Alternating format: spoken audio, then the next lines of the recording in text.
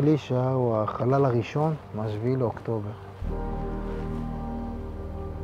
מהחלל מדביר לישה, זיכרונו לברכה, לא הפסיקו הלוויות. קרוב ל-50 הלוויות ב-48 שעות.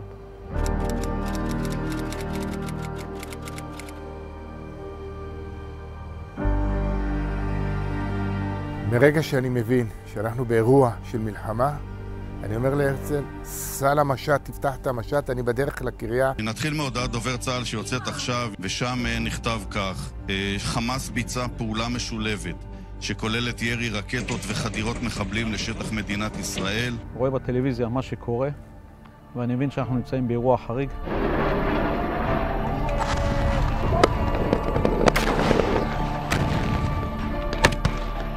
טלפונים, חברים, סרטונים שמתחילים לצוץ, הבנו שמשהו קורה. והתחושה הייתה שזה רציני הפעם. שמחת תורה, אני מתפלל תפילת ותיקין. ביישוב אני גם אחראי על עוד כמה מניינים.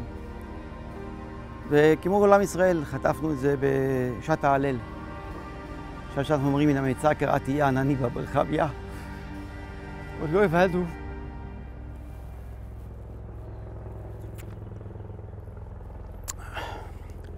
עוד לא הבנו שזו תפילה על העבר, אלא גם על ההווה.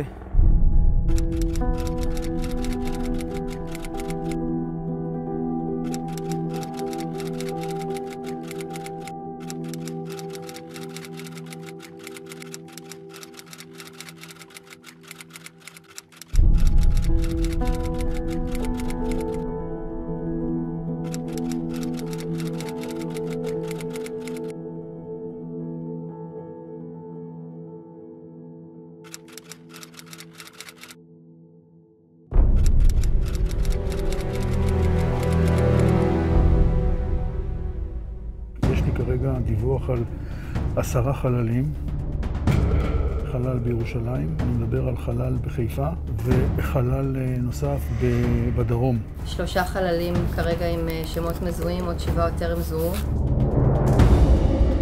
תמונת מצב להיום, שאנחנו כבר צפויים נכון לרגע זה כבר ל-50 לוויות היום. לעדכן את ציון הימ"ל הנצחה צפויות לנו היום כרגע בשלב זה 10 הלוויות.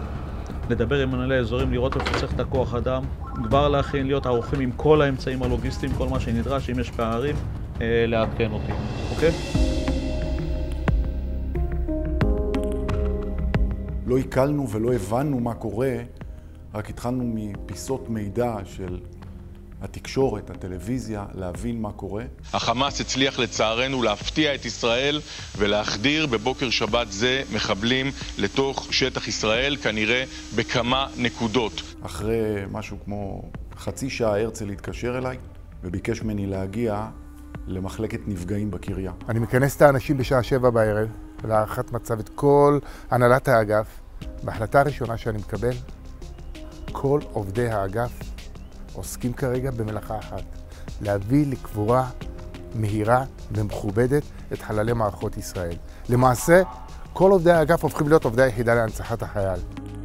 למעשה אני התחלתי בסביבות 10:30 בלילה לקבל כבר טלפונים לגבי משפחות של חיילים שנהרגו, והמשפחות שלהם חיות בחו"ל. המספר ימים הראשונים ממש ברצף של 3-4 במיידי. למרות שאנחנו רואים את המספרים והשמות, אבל עדיין זה חודר פנימה ורואים את התמונות ורואים את הלוויות שמתקיימות ורואים את האימהות בוכות והעובדים שלנו שגם בחלק מהמקרים לא עמדו בלחץ הזה.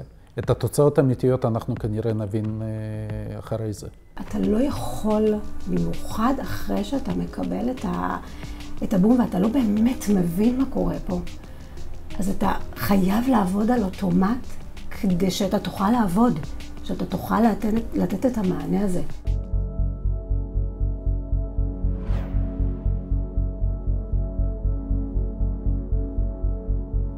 אנחנו עשינו כל מיני תרגילים וכל מיני פעילויות במהלך השנים לנושא הזה של היערכות לשעת חירום, ובחיים שלי אני לא האמנתי שאנחנו נגיע למצב של היערכות של כמות חללים לקבורה בסדר גודל כזה. פה בקריית שאול הגענו למצב שאנחנו עושים לוויות כל שעתיים, שאנחנו צריכים בעצם לעמוד בפני הקהל של החלל ולהסביר להם שהם אמורים לפנות את השטח כדי שנוכל לעשות את הלוויה אחת אחרי השנייה. פשוט עבדנו על אוטומט. אני עבדתי על אוטומט, ראיתי את כל החבר'ה כולם על אוטומט. לא באמת ניסינו לנתח, גם לא היה מספיק זמן לזה. פשוט התחלנו לגבור ומגיעים ארונות אי אפשר להסביר את זה, זה פשוט ארון אחרי ארון אחרי ארון. המשפחות עומדות וממתינות שהלוויה תסתיים כדי להיכנס עם הארון הבא. זה פחות או יותר הסיטואציה. בחיים לא ראיתי דבר כזה, לא ראיתי דבר כזה. גם כשהיה לנו את אסון הכרמל, שזה היה 43 הרוגים, זה לא היה ממש במקום אחד כל כך הרבה. זה היה מוגזם, זאת אומרת, לא פרופורציונלי לשום דבר קודם שהכרנו, שעברנו. קיבלנו הודעה שיש לנו מלא חללים, ולא היינו מוכנים לזה, כאילו, עשינו לפני זה כל מיני תלכולים, אבל משהו קרה עכשיו, זה נפל עלינו בפתאומיות. היו באותו זמן, בוא נגיד, 7 לוויות באותו רגע, באותו שעה. איך אפשר לחייך כשאתה כבר לא פה? איך אני ממשיכה בלעדיך? את האמת קדוש שאני לא מאמינה, וגם לא רציתי להגיע בכלל ללוויה. ההספדים היו קורעי לב, מרגשים מאוד, והעומס הרגשי הזה של לעמוד לוויה אחרי לוויה ולשמוע את ההספדים, לא הצלחנו לעמוד בזה. זה שבוע וחצי, אפילו שבועיים. לא ראינו את הבית, אבל כבר היה נחנק, כבר לא היה כבר מקום, כבר כל הזמן כשהיה נשימה וזה, די כבר, כמה? טוב, בוא נעצור, אין הפסקות, אין כלום. אנשים כל הזמן מתקשרים, סידרת, טיפלת, אנחנו שולחים ממש סרטונים, תמונות, מעדכנים. בשוטף זה נראה גן עדן, והרבה אנשים אומרים, זה ממש כמו להגיע לגן עדן. התחושה היא שמטפלים ויטפלו לנצח, זה עושה להם שקט. איזשהו מקום שעוטפים, והם יודעים שבאמת מטפלים ועושים כל מה שאפשר לעשות בשביל לעטוף אותם. אני חושב שאנשים בתוך היחידה כל כך מחויבים, כי מי שלא היה לו את זה, לא היה נשאר פה. כי בינינו לעבוד בבית קברות צבאי ולהכין לוויה אחרי לוויה ואירוע אחרי אירוע ולחזור עם זה, והנסיעות האלה הביתה והטלטלות האלה שאנחנו חווים ולוקחים את זה איתנו, זה מאוד עצוב. בעצם העובדה שהבאנו חללים למקום קבורה קבוע ולא כמו ביום הכיפורים למקום ארעי, והבאנו את המצב הזה שב30 יש למשפחה קבר במצבה, אומנם לא קבר מושלם לגמרי, אבל קבר במצבה שהם יכולים לבוא ולהשתטח על הקבר של היקיר שלהם, לדעתי זה ההישג שלנו.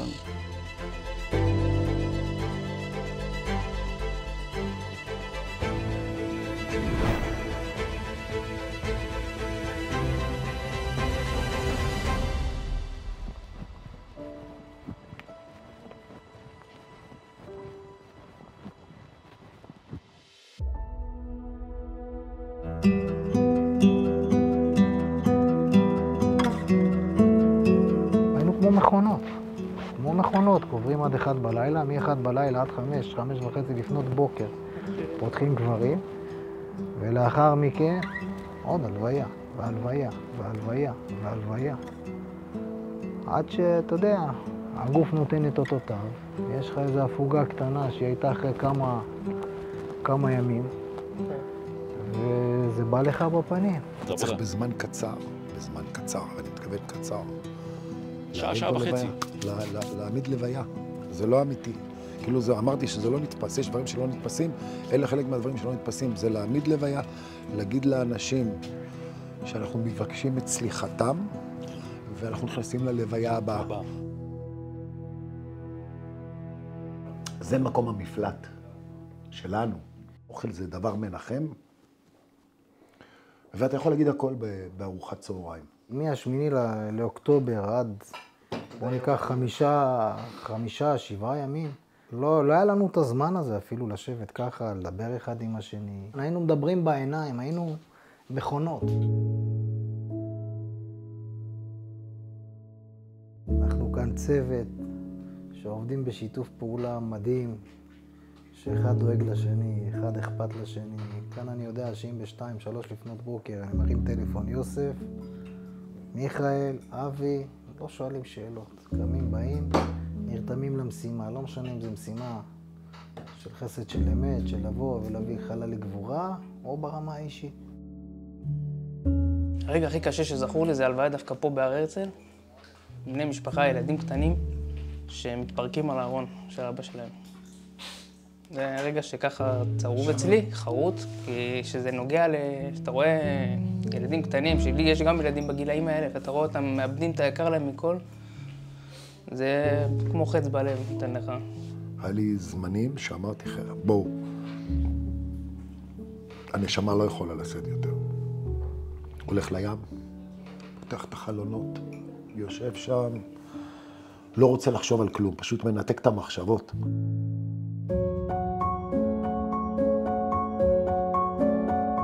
יש פה רגישות מטורפת, אתה לא יכול לעשות כאן טעויות.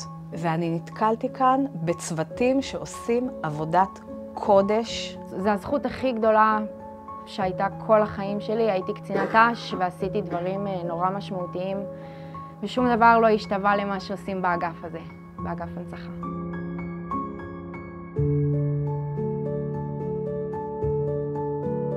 ברוך השם, הצלחנו להביא את כולם לגבורה, בכבוד הראוי להם והמגיע להם. ואני והצוות שלי כאן על מנת להמשיך לתת להם את הכבוד הראוי ולטפל ולטפח את הקבר, אלה הרוגים מלכות, ולתת להם את כל הכבוד הראוי. התעסקנו באופן מאוד אינטנסיבי בתהליכי הקבורה. לא חלמנו להגיע לסכומים כאלו ביום בשום תרחיש, בשום תרגיל. לא היה מצב של, זה התחיל מ-20, 30, 40 והמשיך לשיא של 80 קבורות ביום. אדוני נתן ואדוני לקח. יש צורך בנשמה יתרה בכדי להתעסק בעבודה של חללי צה"ל. כל אחד הוא בן למשפחה גדולה, ואנחנו בתור אלה שאמורים לתת להם את השירות, נעשה את הכל למענם.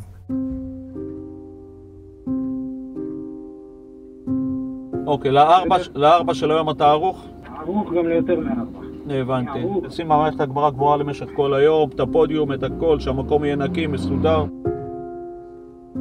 אחרי שגמרנו את השבעה, כל הכמויות הגדולות היינו צריכים לעמוד בייצור של מצבות והתקנת המצבות. פנינו לחברת אקרשטיין שמתעסקים עם בטון טרומי, והצלחנו יחד עם המנכ"ל שלהם ויחד עם הצוות שלו לפתח ולייצר מצבה טרומית דמוית אבן בקבועי זמן מאוד מאוד קצרים.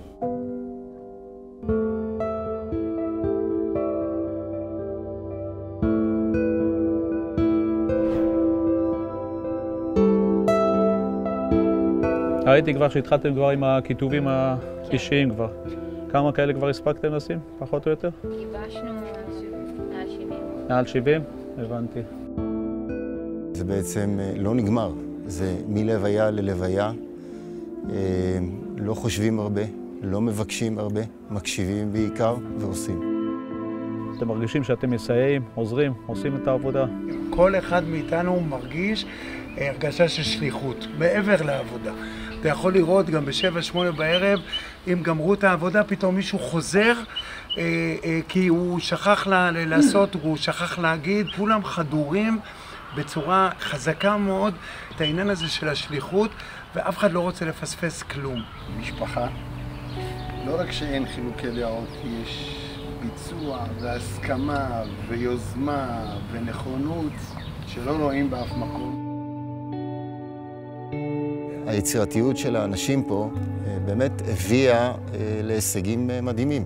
בסוף צריך לבצע את המשימות ולהביא אותם למצב הכי טוב שיכול להיות, ושם בעצם הפכנו בדרך הזאת להיות סוג של משפחה.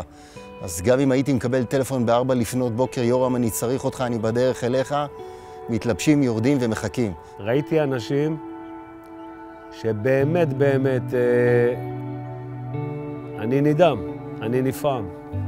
באו, עזבו את הבתים, עזבו את המשפחות, את העבודה, נרתמו למשימה בצורה שלא האמנו.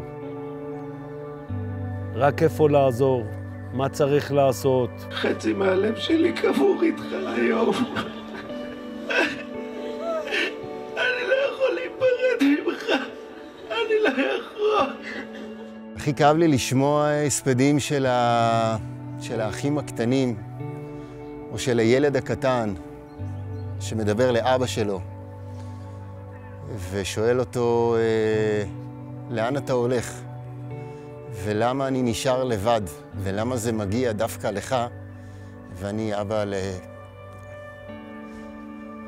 לילדים קטנים, וזה קשה. אתה סופג את זה, אתה פשוט סופג את זה. אתה לוקח את זה הכל אליך, ואתה הולך עם זה הביתה, וזה נוגע בך. אנחנו לא יכולים להיות עד כדי כך חתומים.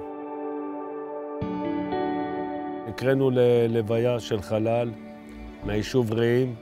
הגענו בשעת לילה ללוויה, נערכנו, חפירה, סידור הקבר, ואז ניגש אליי אחד אנשי האבטחה של הקיבוץ, מפנה את תשומת ליבי ואומר לי, תסתכל, פה היה מונף דגל הלאום בגאווה, מעל בית העלמין, שהתושבים בעזה יכולים לצפות ולראות, זה הגאווה שלנו, הם הורידו את הדגל, קראו אותו, וקשה לנו עם זה, שאין לנו פה את דגל הלאום. אני התחייבתי בפניו שיום למחרת יהיה דגל מונף בבית העלמין בקיבוץ רעים. נניף את דגל הלאום בגאווה ובגאון בכל נקודה ובכל מקום, בכל העוטף ובכלל. דגל הלאום, קיבוץ רעים, אנחנו כאן ואנחנו ננצח בכל פינה ובכל מקום. יהי זכר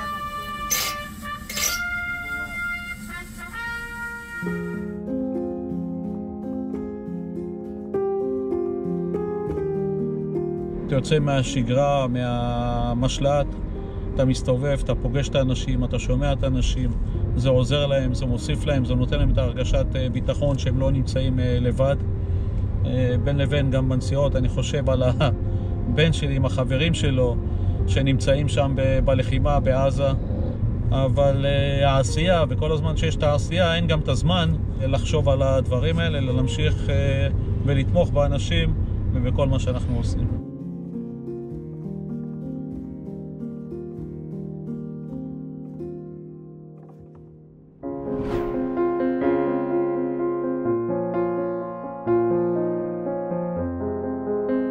כבר בשבת הודעתי לעובדים, לצוות שלנו, לבוא, להיפגש ביום ראשון בבוקר עם הקבלן שלנו שחופר לנו את הקברים כדי להיערך.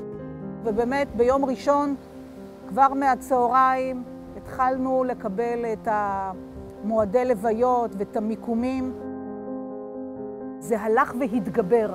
זה היה פשוט בשבוע, 10 ימים, שבועיים הראשונים, תוך כדי היום, במהלך היום וכמובן גם בלילה, נכנסו לוויות.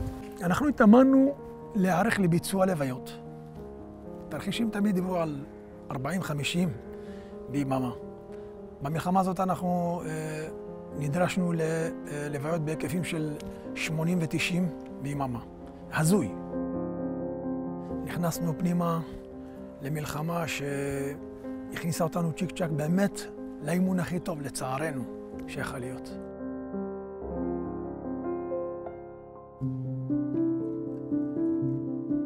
לדעתי אנחנו היינו מוכנים, אבל לא לכמויות כאלה, ולכן היינו צריכים להסתייע בגורמים מחוץ למחוז שלנו. קיבלנו סיוע מבחוץ, אם זה חיילי מילואים ואם זה עובדי משרד מאגפים אחרים, אנחנו היינו צריכים להכשיר אותם. הם לא מכירים את העבודה הזאת. העבודה של הנצחה היא עבודה ייחודית. יש פה הפעלה של קבלנים שונים, ספקים שונים, אם זה ספקי ציוד, אם זה הגברה. יציקות, בניית קברים, סוגיה שלא חשבנו ולא נדרשנו ולא התארגנו אליה. אפילו נתנו סיוע בללכת להחתים את המשפחות על הנוסחים שיכתבו על הכריות. העבודה היא לא פשוטה, אתה פוגש את המשפחות ודואג שהמשפחות יקבלו את השירות הראוי ואת הכבוד הראוי. כמובן, אתה מוודא לאחר מכן שיש קבר ויש מציבה. אנחנו, הזכות שלנו זה לעשות את זה. הם כבר אין להם את הזכות, הם בגיל 20 איבדו את הכל. אנחנו היום נותנים מה שאנחנו יכולים ומעל ומעבר, וזה פוגע בנו, גם בי, גם בו, גם בכל החוליות, אני מאמין, מבחינה רגשית ובריאותית, אבל זה שווה הכל, זה סיפוק שאין דברים כאלה. אני אפגוש אותך, יותר יותר. הפעם אתה תצטרך להמתין לי. מה שנותן לי את הכוחות לעשות את זה, זה הקומטה הזו של התותחנים. והתמונה של שתי אחים שנהרגו במלחמה, שאני נושא אותם על צווארי. אני מאז שמחת תורה שואל את עצמי, איזה מעשה טוב עשיתי בחיי, כנראה שיש לי את הזכות להתעסק בקדושים הללו. אלו שהחז"ל אומרים שהם הרוגי מלכות, שאין שום בריאה יכולה לעמוד בפניהם. צריכים לעשות הכל, שנוכל להביא אותם למנוחה הנכונה, שנוכל להכות במקצת, רק במקצת, את הכאב של המשפחה, שיוכלו למצוא איזשהו נוחם.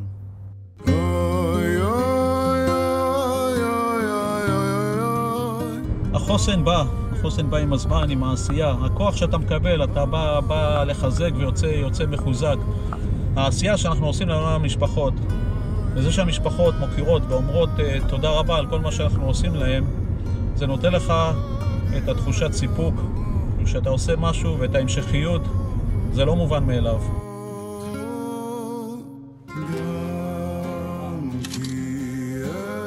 זה באמת שליחות. זה לא עבודה רגילה. כל אחד, כל פנייה שיש, אתה מסתכל על זה ואתה יודע שיש מאחורי איזה משפחה שהיא צריכה אותך. אם אני צריך לציין רגע אחד מכל האירועים שקיבלתי הודעה על משפחת קוץ. משפחת קוץ שאיבדה את כל בני המשפחה. חיילת, זוג הורים ועוד 2 אחים. כך שלא נותר למשפחה הזאת אף אחד.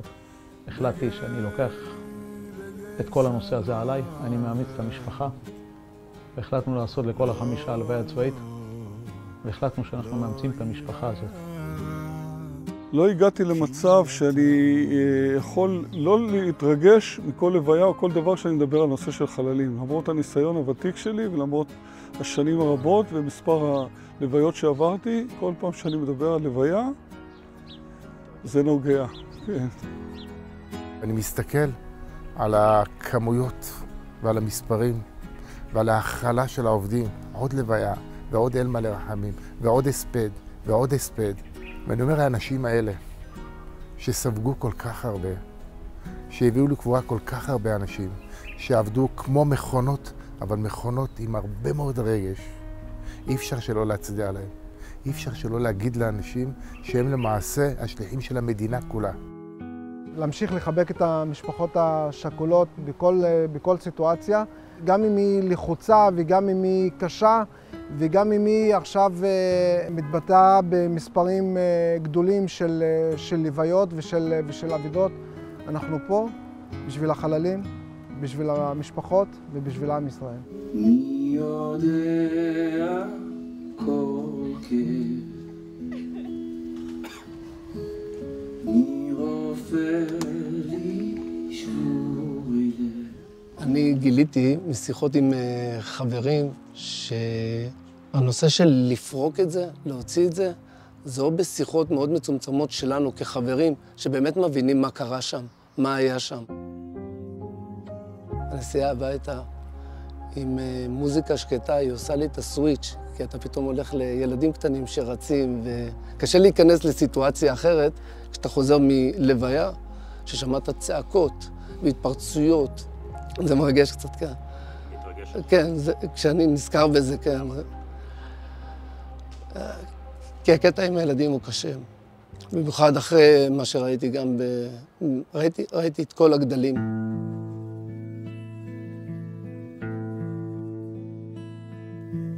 אם אני פותחת את הוואטסאפ, אני עוברת איתך חלל, אבל פשוט מאוד לא התפרקתי בצורה הזאת.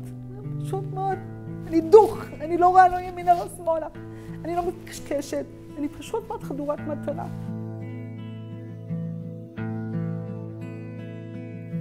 אני כל כך גאה, ואני אומר את זה גם בשם כולם, להיות שייך ליחידה להנצחת החייל. אני לא חושב שיש ארגון במדינה שהיה יכול לעמוד במשימה. אני בטוח שלא.